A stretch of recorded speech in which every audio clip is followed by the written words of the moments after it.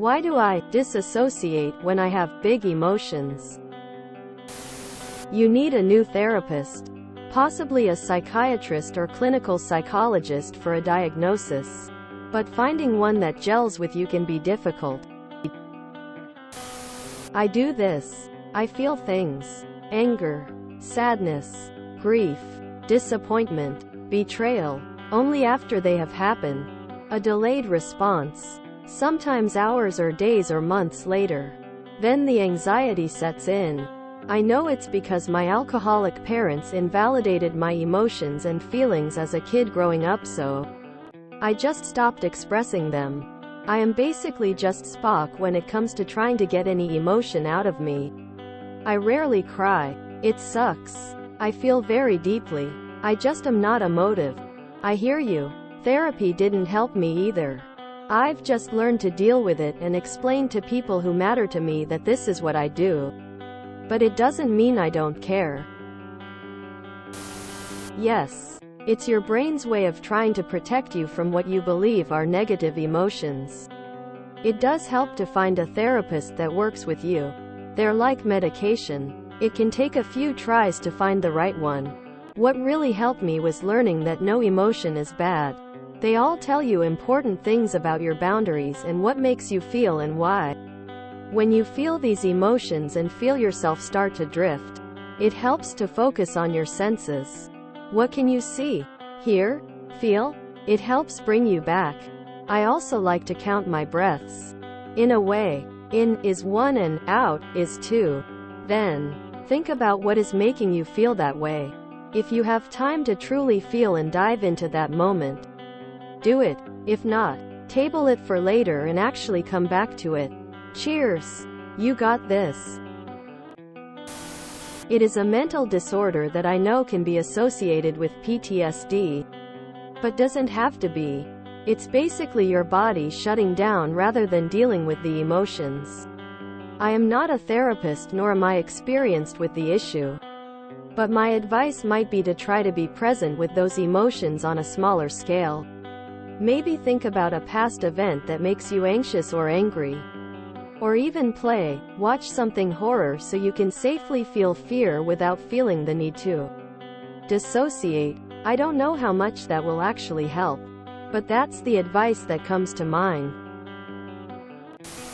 I hate not being in control of myself, and that may have a lot to do with why you dissociate.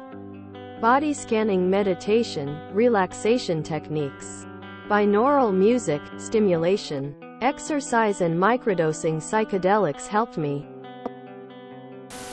It's a stress response. I've looked up some videos on calming the vagus nerve, and those tips really helped. You should give it a try. If it persists though, you should see a psychologist. I experience something similar.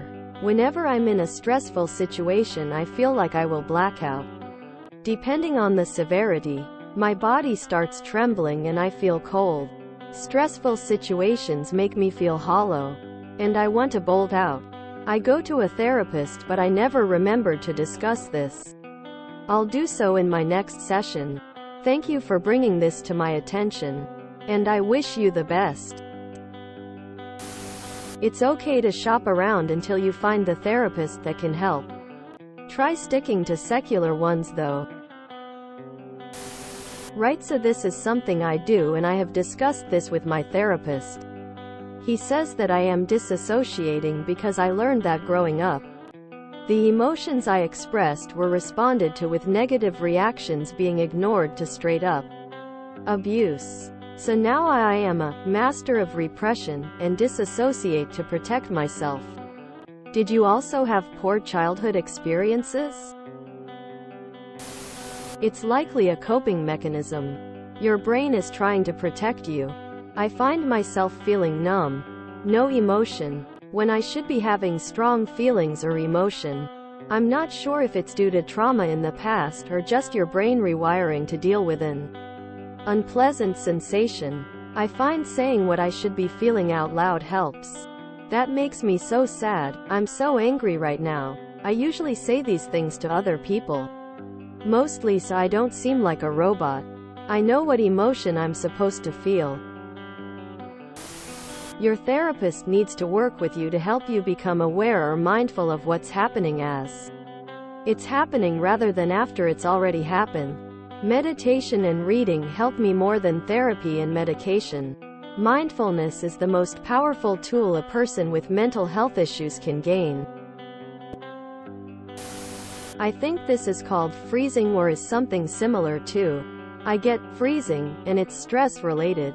A lot of the time, I don't process big emotions or events until a couple days after it happens. I have had this experience a few times over the last 10-15 years or so, and it comes and goes, maybe only a few times a year, sometimes not at all, but it's so hard for me to explain how I feel to someone. It's hard to put into words. The way you have described it is very accurate. I don't actually know what triggers it personally. I haven't recognized any patterns before it happens. But I remember one time I was getting frustrated that my hair wouldn't go a certain way when I was styling it with hair wax, and it set me off for about half an hour. I just had to sit down and stare into space. More recently, on Monday at work, I was just chilling doing my day-to-day tasks, and all of a sudden, it just hit me out of nowhere. It's so random. Couldn't shake it off for a while and tried to avoid interacting with anyone. I'm glad I'm not the only one, though. My girlfriend said this could be a panic attack, but I'm really lost as to what it could really be and why I experience them. I'm pretty strong mentally, been in the military, and have no past mental health issues. Have a fairly stressful job, but I like to think I deal with life's obstacles well. My sister and I called it the third person feeling, and ours was due to PTSD. Brain spotting therapy and grounding exercises. No medications involved. No worries. Help me with my dissociative disorder. The right therapist may be able to help you. Maybe one that specifically works with trauma patients, clients. So I am absolutely not a professional. This is only from personal experience. I have complex PTSD, traumatic stress disorder, from years of child abuse, and have done the exact thing you are saying my whole life. Right down to the tingly feeling. In my case, I'm possibly getting evaluated for a dissociative disorder in addition to that. However, I also have symptoms closer to dissociative identity disorder too. And my therapist brought up me meeting with my medical team. Sometimes with severe abuse you just kind of leave because you can't do anything else. I was trapped. This can escalate in later years to anything from blown multiple personalities. Not a great term for that issue. Please do professional research on this. The explanation is a bit long for here. Emo to dissociative issues in general. It's your body's way of protecting itself.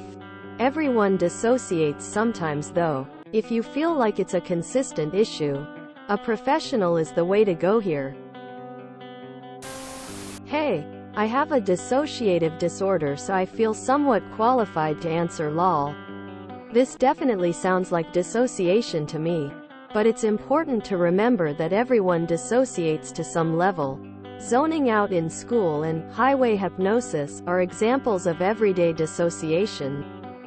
This becomes a problem when it affects your day-to-day life, which it sounds like is the case for you. I highly suggest finding a new therapist, potentially one with experience in dissociative disorders and/or trauma. I don't know your life, and you certainly don't have to tell me anything. But oftentimes dissociation is tied to PTSD or some other form of trauma. It sucks, but it's manageable. I think you're going to be okay. If you want to do further research on your own, I suggest looking at depersonalization, since that sounds the most similar to your situation. Best of luck, and feel free to ask, DM if you have any questions. Realize that you control your emotions, not the other way around. You control your responses. If you enjoyed this video, please check out our playlists full of similar content. Epicaricast is like doom scrolling for your ears. Please like, share, and subscribe.